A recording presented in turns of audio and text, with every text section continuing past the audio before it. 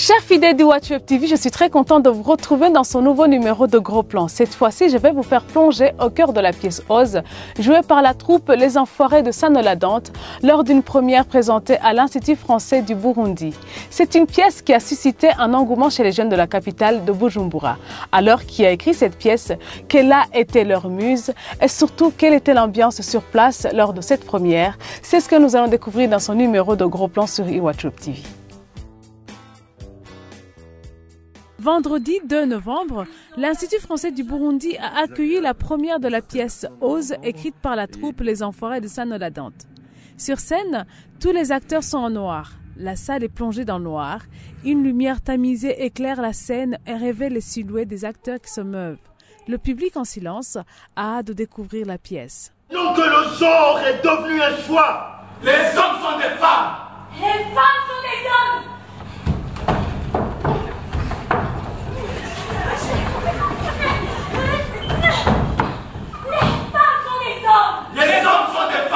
Mais avant le jour J, les acteurs avaient passé 5 mois à concevoir cette pièce ainsi que la mise en scène. Durant la répétition, les acteurs ont peaufiné leur gestuelle.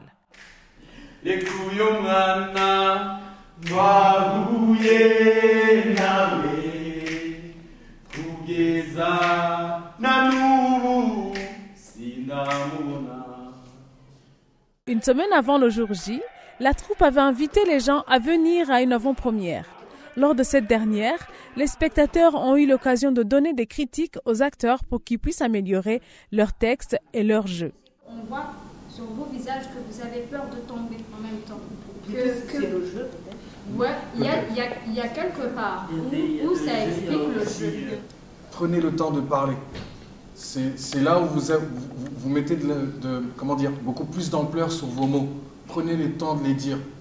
Et ce sera peut-être beaucoup plus fluide à ce moment-là pour vous, pour les transitions. Selon Sheila Inangoma, la représentante et actrice de la troupe Les Enfoirés de Sanola-Dante, Ose est leur 5e pièce, mais aussi leur première création.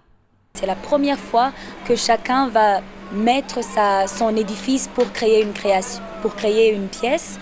Mais avant, on avait écrit nous-mêmes 3 pièces à nous.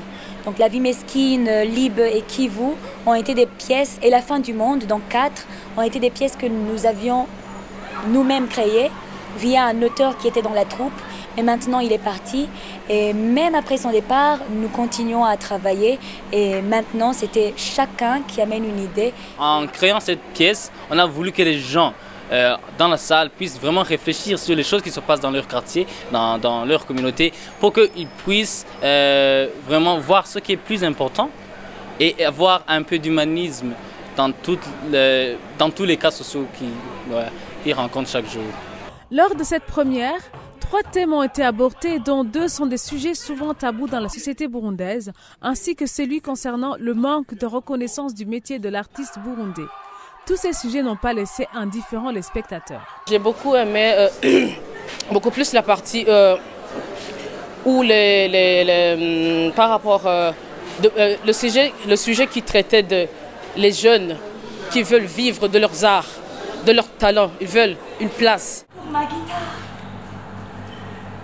mon piano, mes tableaux, mes pinceaux, mes toiles, ma voix, ma chorale, une place pour mon appareil photo, mes photos, ma flûte, ma voix encore, mon exposition, mon art, une place pour mon œuvre.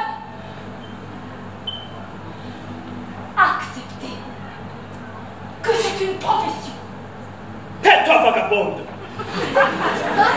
Mais l'artiste se bat pour enlever les soucis aux gens.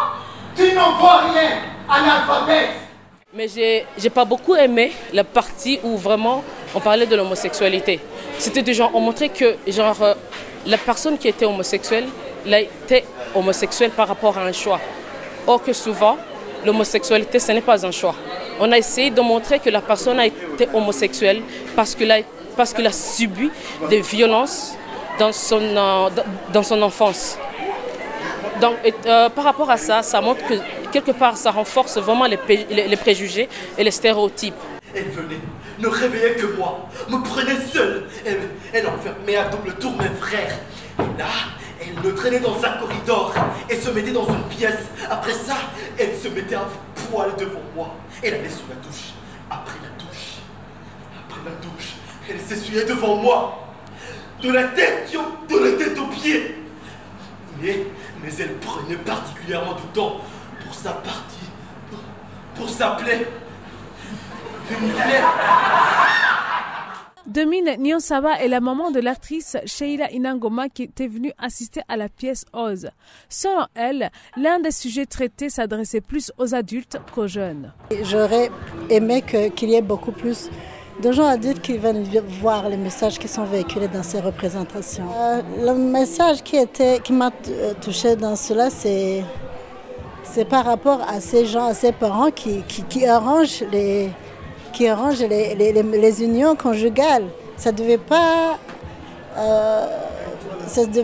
constituer un marché entre deux familles. Il faut que ce sont les gens qui veulent faire leur union qui manifestent eux-mêmes leur volonté de s'unir.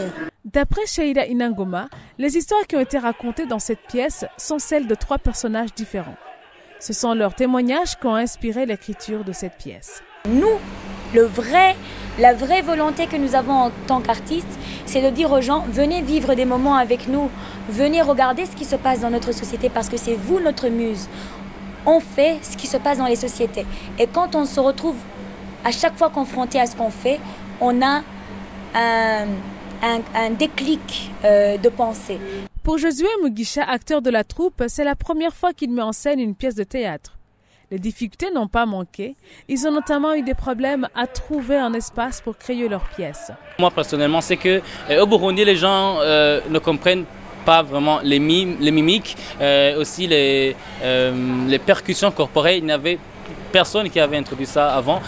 C'était la première fois qu'une troupe se donnait à fond pour créer quelque chose de nouveau. Surtout les percussions corporelles, les mimes, la danse contemporaine dans le théâtre. Alors pour moi, c'était difficile pour que les gens, d'abord les comédiens, puissent comprendre de quoi il s'agit et puis les pratiquer vraiment comme si c'était des professionnels, quoi. Parmi les projets d'avenir de la troupe Les Enfoirés de Sanola-Dante figure la création de plusieurs autres pièces, rencontrer beaucoup de monde dans le milieu artistique et attirer plus de Burundais vers le théâtre, ainsi que faire des tournées dans les quartiers et les lycées.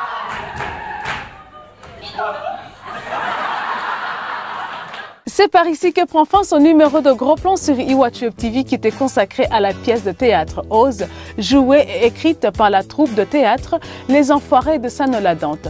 Merci pour votre attention et à très bientôt.